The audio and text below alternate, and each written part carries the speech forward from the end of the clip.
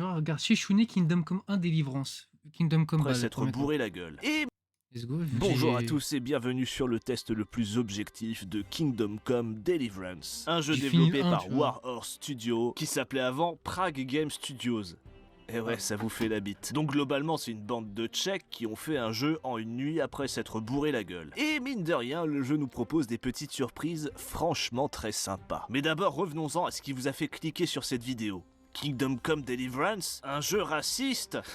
Bon, pour commencer, le jeu se déroule au 15e siècle dans le royaume de Bohême. A savoir que le jeu se veut le plus réaliste possible et le plus raccord à l'histoire. Du coup, évidemment, on a ces grands génies de journalistes qui se posent toujours les bonnes questions, dont ce torche-cul sur Numérama, titré Kingdom Come Deliverance, un jeu raciste. Parce que selon eux, l'absence des noirs dans le jeu, c'est du racisme. Non mais attendez de voir leurs sources avant de rigoler. Non, parce que les mecs ont quand même contacté une historienne, certainement pour lui poser la question suivante. Dites-moi madame, il y avait vraiment que des blancs au 15e siècle en Europe centrale? Ce à quoi elle a dû se foutre un peu de leur gueule en répondant: bon, elle est tzigane, aussi appelés gitans, manouches, romanichels ou encore bohémiens, qui sont des gitans originaires de la région de Bohême où se passe le jeu. Alors pourquoi vous voudriez des gitans à l'ethnie différente dans Kingdom Come Deliverance alors qu'ils sont absolument pas représentés dans les jeux vidéo en général? Et puis pourquoi est-ce qu'il n'y a pas de minorité dans votre équipe de rédaction? Vous pourriez faire un bel article là-dessus, non? Numérama, on est bien pensant, mais que entre blancs. Et pourquoi est-ce que votre deuxième source est un livre qui explique: il y avait possibilité, rarement, mais possibilité de croiser des Noirs et des Arabes, mais des Arabes marchands d'esclaves. Et on se doute bien que, à l'époque, les Noirs n'avaient pas un statut de citoyen. Donc j'imagine que s'ils avaient mis ces minorités dans le jeu, ça aurait fait un peu plus polémique. Du coup, vous étonnez pas si Daniel Vavra, PDG de Warhorse, se fout un peu de votre gueule. Et bref, maintenant que j'ai justifié le titre de cette vidéo, on peut démarrer le test de Kingdom Come Deliverance.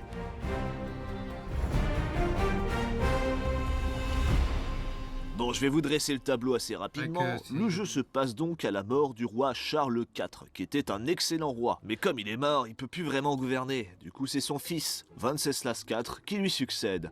Mais évidemment, il est moins compétent. Et devant tant d'incompétence, Sigismond, son demi-frère, en profite pour tenter de conquérir le pays et le piller au passage. Une belle histoire de famille. Mais bon, toute cette histoire de famille royale est bien loin de notre personnage, puisque l'on joue Henri, fils de forgeron, né dans un petit village merdique nommé Scalis, et qui est bien plus occupé à lancer du caca sur les maisons qu'à devenir un preux chevalier, ce qui est la raison pour laquelle on a acheté ce jeu à la base. Mais Henri va vite évoluer lorsque sa ville se fera assiéger et que sa famille est chez à la base. Mais Henri va vite évoluer. Je pensais qu'on jouait lui, pas un paysan qui lance de la merde. Lorsque sa ville se fera assiéger et que sa famille et ses amis vont mourir. La mort de ses proches lui permet de devenir un simple soldat, ce qui est le début d'une carrière aussi fulgurante que celle de Kev Adams.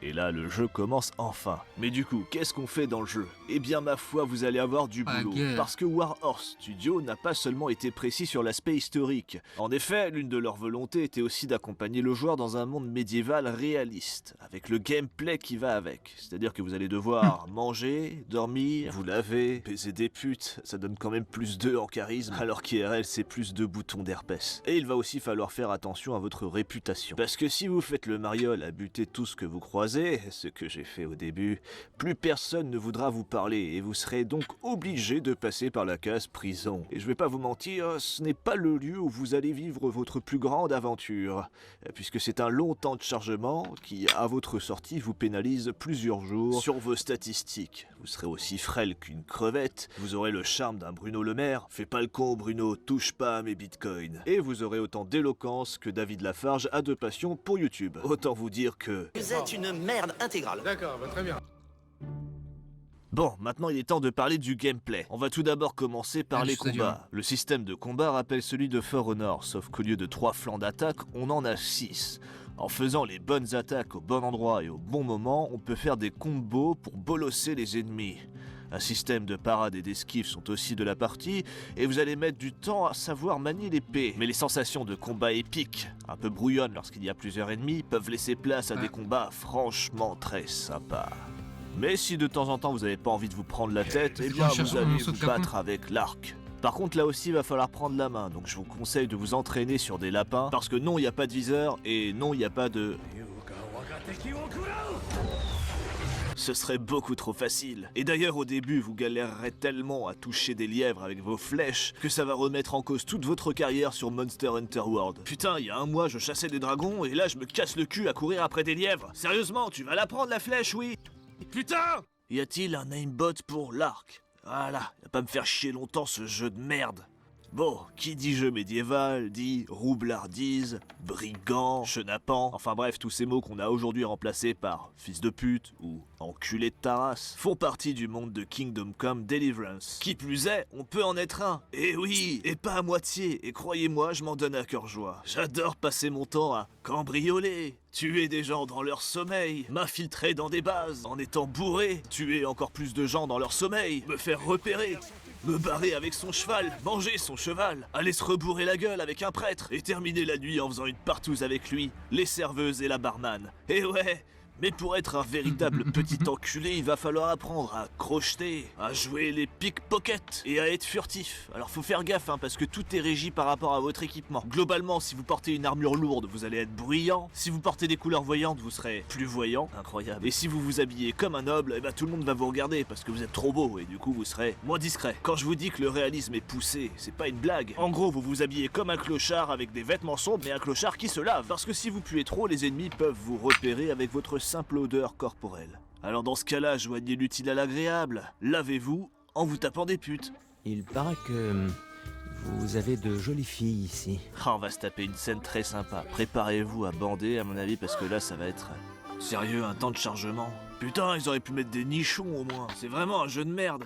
Bon, sinon le jeu a une autre facette, et ce sont les batailles. Avant une bataille, vous êtes envoyé en tant qu'éclaireur afin de récolter des informations, saboter le matériel ennemi et en buter quelques-uns au passage, évidemment. Je dirais que c'est l'aspect le plus intéressant des batailles, parce qu'en soi, c'est un véritable bordel lorsqu'on est dedans. On se sent un petit peu comme Mia Khalifa au milieu d'un gangbang, ou comme un kebab entouré de Pakistanais affamés. Et évidemment, comme l'optimisation sur PC est à chier, même si on est déjà à 3 patchs en un mois, je reconnais, préparez-vous à avoir de gros freeze, et ce, quel que soit votre config. Bref, cet aspect du jeu aurait pu être très intéressant, mais je préfère les balades en forêt. Ça fait bien longtemps que j'ai pas pris autant de plaisir à me balader dans un jeu. Regardez tout ce feuillage, regardez ce soleil qui passe à travers les arbres. Chaque mètre carré dans une forêt est unique, et du coup chaque balade est une découverte. On en prend plein les yeux comme plein les oreilles. Bon, revenons-en au gameplay. Kingdom Come Deliverance nous propose évidemment de faire des choix importants, généralement basés sur le fait de laisser ou non quelqu'un en vie. Toi tu vis, toi tu vis, toi tu vis, toi tu vis, toi tu crèves. Le tout lors de discussions d'un naturel saisissant. Est-ce que vous parlez hongrois? Non, du tout. Bon, je crois que j'ai fait le tour des grosses lignes niveau gameplay, du coup je vous propose de voir en vitesse ce qu'on peut faire d'autre. Parce que oui, ce jeu propose une multitude d'actions, telles que draguer la gueuse, baiser la femme d'un seigneur, apprendre à lire, crocheter le cul d'une truie, cueillir des plantes, jouer à un jeu de dés, apprendre à être alcoolique, enterrer des cadavres, déterrer des cadavres et prendre leurs affaires, aiguiser son arme, apprendre des techniques de combat par des maîtres d'armes hors pair, Les jambes écartées. Ainsi. Comme si t'allais lâcher un gros paix. devenir moine, se faire virer du monastère, J'en ai assez de vous, de votre monastère et de vos balivernes. faire conseiller Pôle emploi, Mais ne venez pas me dire qu'il ne cherche pas de charpentier. soigner des blessures,